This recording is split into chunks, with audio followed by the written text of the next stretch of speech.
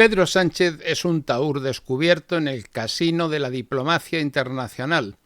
Durante años fingió tener cartas ganadoras, se paseó por todas las mesas buscando la foto y el protagonismo, firmó compromisos que después negó y quiso aparentar ser socio de referencia.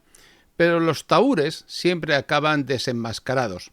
Tarde o temprano, alguien se da cuenta de que las cartas están marcadas y eso es lo que ha ocurrido en este 2025.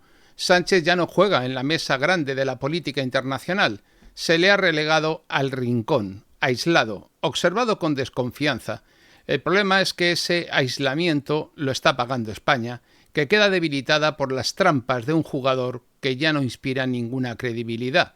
La metáfora del tahúr no es nueva en la política española. Camilo José Cela llamó a Adolfo Suárez el tahúr del Mississippi para describir a un presidente astuto, calculador, capaz de sobrevivir entre maniobras y engaños en plena transición. Aquella expresión pasó a la historia como un retrato literario de la habilidad política y en el caso de Sánchez el apelativo encaja de manera aún más certera que en Adolfo Suárez en aquel tiempo, porque sus trampas no son un recurso de ingenio en un momento fundacional, sino la base de su modo de actuar en la escena internacional, y eso tiene precio. El tahúr de hoy no juega en un bar de provincias, juega en un casino global donde se deciden cuestiones de guerra, defensa y soberanía, y allí cada carta es un compromiso, cada apuesta una estrategia, y mientras Suárez jugaba con habilidad para consolidar un Estado, Sánchez juega con trampas para su propio lucimiento. Por eso, cuando sus trucos han quedado al descubierto, la reacción, ¿cuál ha sido? El aislamiento, pero no solo de Pedro Sánchez, también de España. La prueba más evidente ha sido la ausencia de Sánchez en la reunión de la Casa Blanca del 19 de agosto. Trump y Zelensky encabezaban la mesa, rodeados por el núcleo duro de la Unión Europea: von der Leyen, Rutte, Merz, Macron, Meloni, Stubb, Tax y Starmer. Todos los que cuentan estaban allí. Sánchez no. Lo reconoció en televisión. A esa reunión yo no tuve el placer de ir, fue lo que dijo. Un golpe de realidad. Un presidente que había viajado 4 veces a Kiev, que había invitado a Zelensky a Granada a ver atardecer, que buscaba protagonismo en la coalición de voluntarios de los dispuestos, quedaba fuera de la foto decisiva como prueba del lugar que le corresponde. Como en un casino, lo apartaron de la mesa y lo dejaron en la esquina de los espectadores y de los tramposos. La explicación está en la cumbre de la OTAN celebrada en La Haya en junio. Allí Sánchez firmó lo mismo que el resto, el compromiso de alcanzar un 5% de gasto en defensa en el horizonte de 2035. Pero pocos días después, según aterrizó en Madrid, presumió públicamente de que España no lo iba a cumplir, es decir, de que les había engañado. Lo recordó como ejemplo de incoherencia Meloni y los socios entendieron que Sánchez firmaba con una mano y hacía trampas con la otra. Era el tahúr que muestra unas cartas a la mesa y esconde otras bajo la manga. En un momento en el que la guerra en Ucrania exige, desde la perspectiva puramente de la OTAN atlantista, cohesión, la actitud de Sánchez fue percibida como una estafa. Desde entonces, su marginación y la de España es la consecuencia natural de haber sido descubiertos haciendo trampas. Lo doctrinalmente relevante es que la diplomacia internacional no tolera la incoherencia y firmar un documento y después presumir de no cumplirlo es más que un gesto irresponsable, es una ruptura de confianza. En el interior de la OTAN y de la Unión Europea, la palabra de un líder es su carta más valiosa, su credibilidad. Puede discutirse el alcance de los compromisos, puede renegociarse el calendario, pero lo que nunca se admite es el farol permanente. La política internacional es un juego de largo plazo donde la memoria de los estados es mucho más duradera que la de los partidos políticos nacionales. Cada vez que Sánchez ha jugado a ser un tahúr, firmando con la esperanza de no ser medido, ha acumulado desconfianza y ha perdido credibilidad.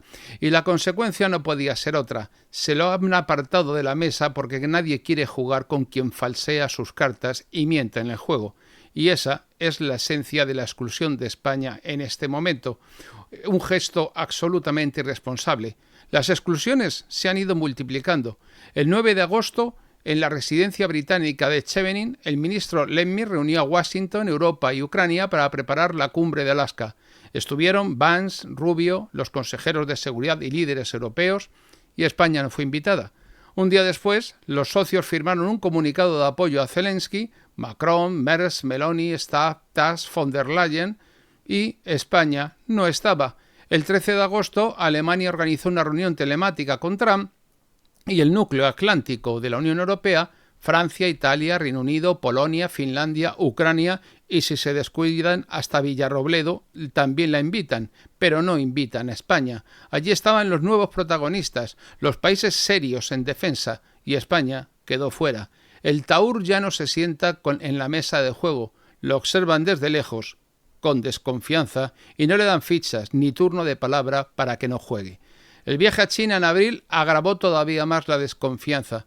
Mientras Estados Unidos y Europa endurecían su pulso con Pekín en la guerra arancelaria, Sánchez volaba a Vietnam y a la capital china buscando acuerdos comerciales. A continuación van y ponen aranceles a los productos del cerdo. Un éxito. Y así, de esta manera, en Washington se interpretó como una deslealtad. No hizo falta repetirlo después. La diplomacia tiene memoria. Cuando quiso recuperar espacio en la foto con Trump, se encontró con la puerta cerrada. Un Taur puede engañar una vez, pero no puede engañar siempre. Y cuando se descubre que juega en otra mesa, el resto ya no lo deja volver. Mientras tanto, otros países europeos han ido reforzando su papel. Polonia, por su compromiso militar en el frente oriental, se ha convertido en socio imprescindible. Finlandia, tras su entrada en la OTAN, ha pasado de ser un actor periférico a un miembro central en la toma de decisiones. Italia, bajo la presidencia de Meloni, ha aprovechado la coyuntura para reforzar su papel atlántico y su perfil atlántico. España, en cambio, se ha quedado como un jugador expulsado que más vale que no necesite nada y que no tenga nada que pedir, porque nada le van a dar.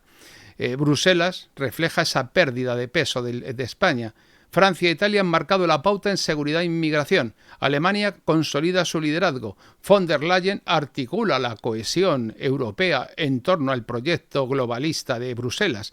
Polonia y Finlandia, recién llegados a la primera línea, son ya actores indispensables. Y España, bajo Sánchez, ha desaparecido del centro de la mesa de operaciones y de la toma de decisiones. En el Mediterráneo, donde debería ser una referencia natural España, pues directamente Italia ha tomado el protagonismo con Meloni y Francia mantiene el control de las cuestiones del Sahel, e incluso en Hispanoamérica, donde España pretendía ser puente con Europa y su voz ha sido sustituida por mucho cuento de la hispanidad que cuenten, y los países de la región saben que Madrid no es un interlocutor privilegiado. En todos los tableros, Sánchez aparece como el Taur marginado y expulsado de la mesa por tramposo, que ha quedado sentado en una mesa vacía mientras los demás reparten las cartas y dan juego. La metáfora del casino sirve para describir su situación.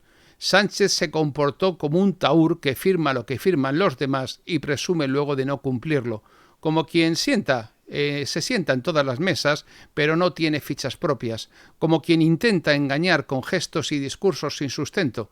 Durante un tiempo logró aparentar ser fuerte.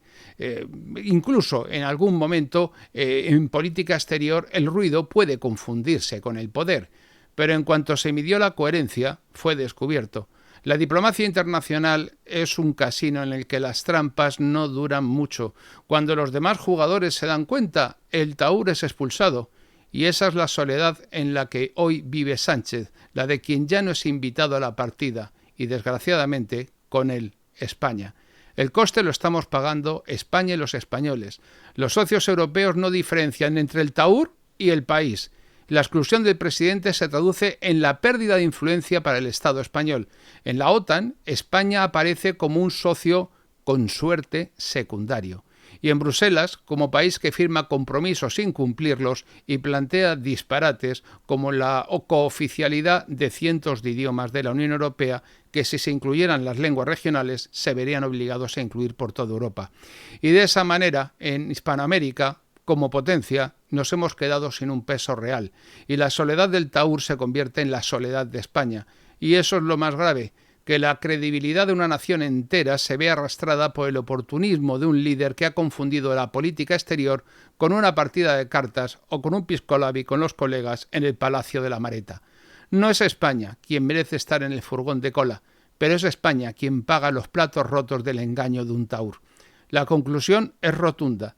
Pedro Sánchez ha sido descubierto como el taur de la política internacional. Ha querido estar en todas las partidas, en todas las fotos, en todas las rondas de apuestas, en todos los guisos como el laurel, que nadie lo quiere, y de esa manera durante un tiempo engañó a algunos. Pero hoy ya nadie confía en él. Los líderes europeos y atlánticos lo miran de reojo, se apartan de su lado, lo dejan fuera de las decisiones que importan. Sánchez se queda solo, con su mazo de cartas inútiles, en el rincón de un casino en el que ya no tiene sitio. Esa es la imagen final, la soledad del taur, el aislamiento de un jugador tramposo al que ya nadie invita a la mesa y cuyo país, España, la gran España de otro tiempo, paga también su derrota.